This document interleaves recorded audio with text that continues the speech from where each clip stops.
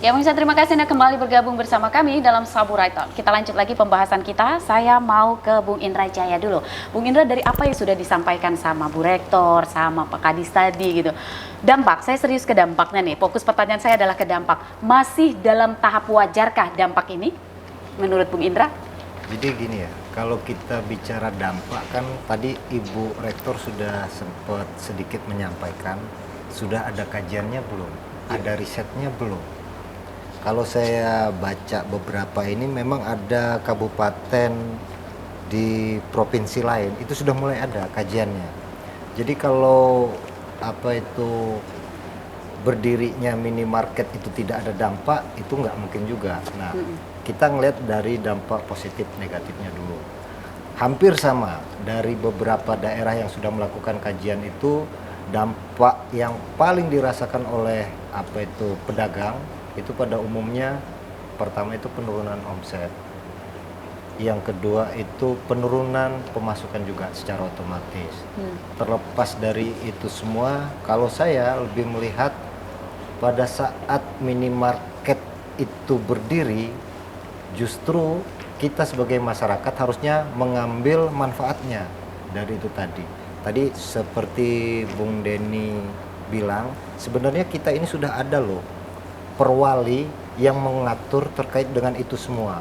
Dari tahun 2010 sebenarnya itu sudah diantisipasi terkait nanti dampak yang timbul dari 10 tahun 12 tahun yang lalu. 12 tahun yang lalu sudah diantisipasi terkait dengan bakal maraknya pertumbuhan minimarket yang ada di kota metro. Tapi justru yang kami lihat itu tidak dimanfaatkan. Tadi contohnya di Perwali itu disebutkan ini harus menjual produk lokal. Jadi Ibu Rektor tadi sampaikan sebenarnya dari 10-12 tahun yang lalu, Bu. Sudah ini diatur. Sudah diatur terkait dengan jarak, terkait dengan tenaga kerja lokal yang bisa masuk bekerja di minimarket jadi karyawannya. Semuanya sudah diatur. Hanya saja pelaksanaannya tadi Bung Denny bilang ini sudah kita jalankan dengan baik atau belum sih? Justru saya lebih concern di situnya, Bu.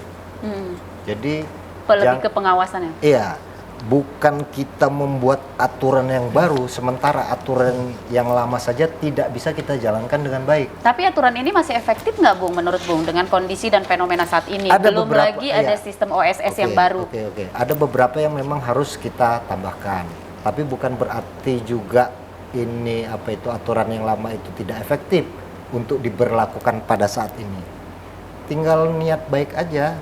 Berarti benar kata Ibu, harus ada yang dievaluasi. Betul. Pastilah. Karena kan di tahun 2010 berbeda dengan tahun 2022. Belum lagi sistem perizinan berusaha saat ini. Iya. Kalau sistem perizinan itu kan tidak terkait dengan dampak yang ditimbulkan, karena ini kan sudah sistem. Kita tidak bisa menolak. PTSP ini nggak bisa menolak orang yang mengajukan izin. Hanya yang dibedakan itu terkait dengan izin resiko ya, beresiko tinggi, rendah, menengah. Itu aja kategorinya. Tapi secara umum kan saya pribadi atau orang per orang nih bisa mengajukan izin yang tidak harus datang ke PTSP. Dan itu juga kita bisa menerbitkan sendiri, artinya kita bisa print sendiri, nggak harus datang ke itu sudah sistem online ya? Sistem online itu tadi.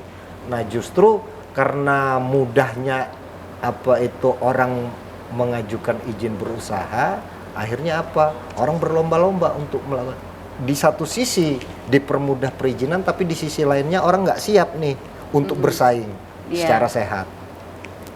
Nggak siap bersaing secara sehat. Nah, kalau menurut Bung Indra juga nih ya, sistem perizinan berusaha yang saat ini sudah tersistem ya dari pusat gitu. Nah, dengan perwali, dengan perda yang ada gitu. Nah, ini masih harus disinkronin lagi atau perda dan perwalinya yang harus dirubah dengan kondisi dan fenomena saat ini yang terjadi terkait regulasinya? Iya, kalau itu kan memang dari awal saya sudah bilang nih, begitu ada aturan yang lebih tinggi berubah, tentu yang di bawahnya harus mengikuti. Jadi pada saat itu peraturan pemerintah nomor berapa tadi?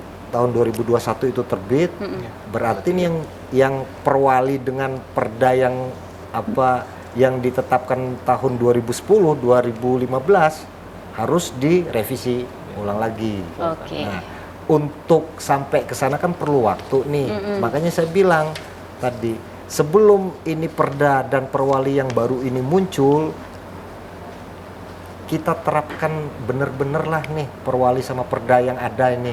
Tapi nanti aturannya berubah, perwalinya direvisi gimana? Enggak, kan sebelum itu perwali perda yang baru muncul kan ini tetap berlaku. Nggak bisa juga kita nunggu perwali perda yang kita belum tahu ini kita tinggalkan, nggak bisa juga seperti itu. Tadi sudah dikatakan sebelum ini muncul, mungkin ini salah satu solusi ya, karena sudah terlalu banyak pengaduan, keluhan terkait dengan pendirian minimarket, akhirnya ditunda dulu nih minimarket yang baru sambil menunggu regulasi baru keluar. Ya. Baik, gimana kalau kita minum dulu sekarang? Kayaknya serius banget ini. Mari kita. Ya. Maka perlu kajian, perlu riset itu, Pak Denny. Betul. Iya. Artinya pengaduan ke masyarakat banyak ya, Bung Indra ya? Pengaduan masyarakat yang datang ke wakil rakyat. Banyak sebenarnya enggak. Kalau banyak sebenarnya enggak. Tapi kalau kita tidak serius merespon juga kan nggak baik juga. Karena saya yakin ini laporan dari satu tempat, bukan berarti di tempat lain tidak ada keluhan yang sama. Hanya saja mungkin mereka nggak mau ngelaporin aja. Karena kalau menurut kajian yang tadi saya baca itu Bu, yang di tempat lain kan nggak berbeda jauh sebenarnya. Itu hampir rata-rata radius 200 meter dari berdirinya minimarket itu terdampak semua. Penurunan omset, penurunan income. Gitu. Betul. Oke, baik. Artinya ada yang harus dievaluasi. Benar ya? Sepakat ya nih berarti ada yang harus dievaluasi. Saya ke Bu Rektor dulu nih. Apa saja Bu yang harus dievaluasi menurut Ibu? Yang pertama adalah tadi itu seperti yang Bung Indra sampaikan, bahwa kita harus betul-betul mengkaji regulasi yang ada. Jadi sinkronisasi regulasi yang teratas itu kan, lalu kemudian kita sesuaikan. Artinya di daerah, di kota itu harus kemudian menyesuaikan regulasi yang paling atas sehingga tidak ada kontradiksi gitu ya. Kemudian setelah kita lakukan hal itu, lalu kita lakukan kajian bagaimana masyarakat merasakan ketika kemudian munculnya minimarket ataupun toko modern yang ada ini, terutama kepada pelaku pedagang ya, pedagang masyarakat yang ada itu, sehingga kemudian ketika itu terwujud itu ada kesepakatan bersama dari masyarakat itu. Jangan sampai kemudian tadi seperti yang saya bilang, tiba-tiba ada, tapi masyarakat sekitar tidak tahu, sehingga akhirnya resah gitu. Padahal Pak Jokowi, Pak Presiden hari ini menggaungkan bahwa kita harus mencintai produk dalam negeri. Berarti kita harus mencintai seperti Kota Metro, kita harus bangga beli produk lokal, gitu kan. Ketika itu tidak dibatasi seperti itu, maka kemudian ya lama-lama toko-toko masyarakat itu kolab itu loh. Itu yang kasihan gitu kan. Yang tadi saya sudah bilang, saya merasakan itu. Ketika pembeli datang, ini tidak ada. Ini datang tidak ada. Karena kan masyarakat sekitar juga sesuai dengan kemampuan. Nah, ini saya sepakat dengan Bung Denny tadi, kalau itu dikelola dengan baik ya, artinya dibina, masyarakat itu, toko-toko itu dibina. Ketika katakanlah ada pemetaan ya, misalnya toko yang sekitar ini dia akan berjualan bidang ini, lalu toko yang lain bidang ini. Nah, ini saya pikir bisa gitu menjadikan masyarakat itu, semua toko yang ada itu punya pembeli ya, punya pelanggan, karena dia toko itu khusus menjual tentang apa, misalnya produk-produk pertanian misalnya gitu kan. Ini yang memang tentang kebutuhan rumah tangga gitu. Nah, ini barangkali Mbak. Oke. Artinya Bang Indra nih, balik lagi ke Bang Indra. Kalau menurut Ibu adalah yang harus dievaluasi adalah regulasi. Yang harus dievaluasi adalah regulasinya gitu loh. Nah, ini untuk meminimalisir dampak tadi kan. Nah, setuju nggak Bang Indra? Apa saja dari regulasi ini yang harus dievaluasi? Iya, saya setuju. Tapi di luar itu kan yang ada hal yang lebih penting yang sebenarnya jarang kita pikirkan juga. Apa itu Bung Indra? Justru sebenarnya gini ya. Kalau saya lebih cenderung kita ini memanfaatkan momen. Memanfaatkan momen itu seperti apa? Pada saat pemerintah membuka lebar kemudahan untuk berizin berusaha, itu yang dimanfaatkan. Jangan kita berkeluh dengan situasi yang ada sekarang. Oke. Misal nih ada pendirian minimarket, kenapa kita nggak upaya nih produk yang kita buat bisa masuk, bisa laku dijual di minimarket. Yang jadi kendala di Metro ini kan Bu, tadi Ibu bilang kita bangga beli produk lokal.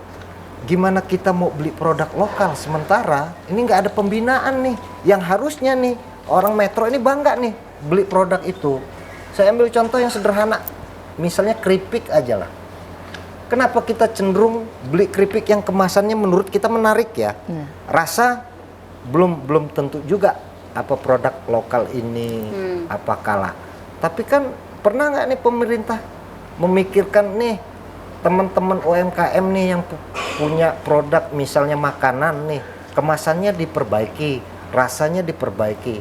Atau jangan-jangan ini hanya slogan aja nih, semuanya diserahkan ke UMKM sendiri, berusaha sendiri, nggak diarahkan. Kan sulit juga, kasihan juga lah. Ya. Sementara mereka modalnya kecil, untuk modal usaha aja sulit, boro-boro mau modal promosi segala macam.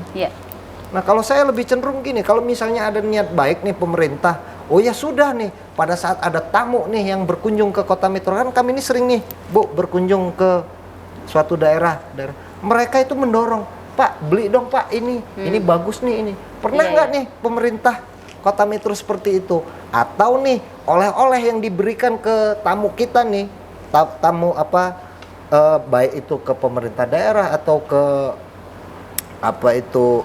DPR, itu oleh-olehnya kita kasih bukan produk hanya plakat aja yang kita kasih.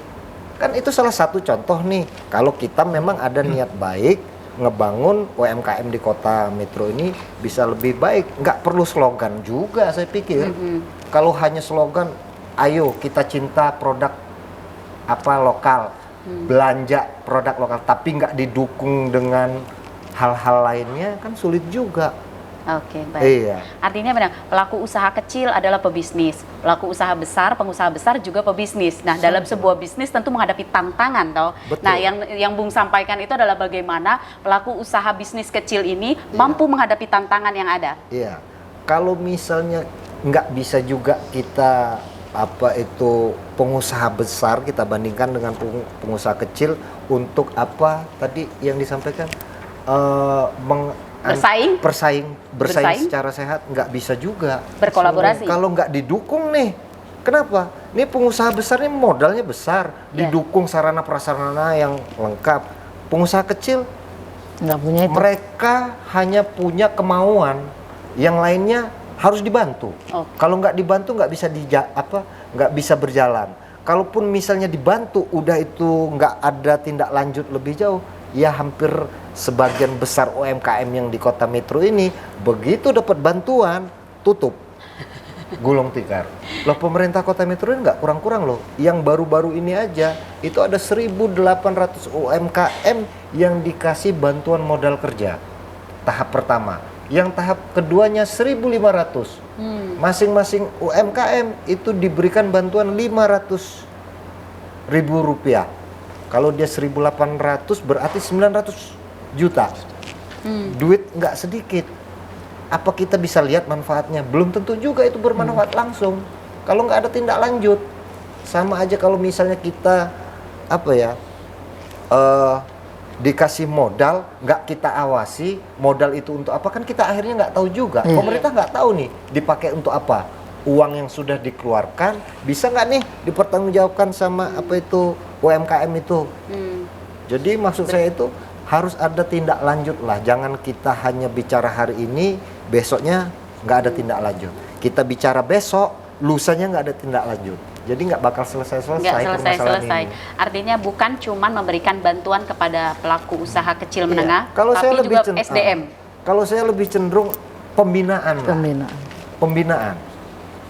Lebih cenderung ke pembinaan. Ya. Oke, baik.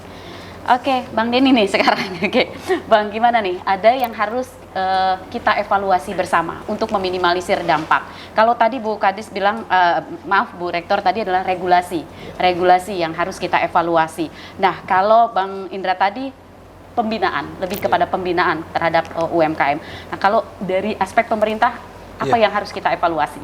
Kalau tadi bicara aspek regulasi, sebenarnya tadi kita juga sudah melakukan revisi dan membuat draftnya, Ibu.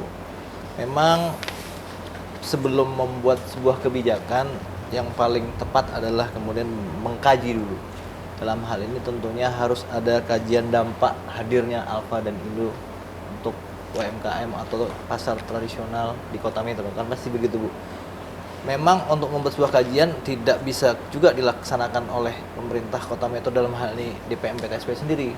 Tentunya bertahun-tahun kita membuat sebuah kebijakan dan kajian, memang kami melibatkan salah satunya teman-teman dari akademisi. Mungkin ke depan kita bisa kerjasama dengan IAIN Kota Metro, karena sebelumnya kita juga sudah bekerja sama dengan Universitas Muhammadiyah Metro, Ibu. Bagaimana kemudian sebuah kajian tentu lebih dalam dan melibatkan seluruh unsur yang berkepentingan, sehingga outputnya jelas, dia berkeadilan, kan begitu, Ibu. Baik, Bung Denny, nanti kita sambung lagi apa saja yang harus kita evaluasi. Siap.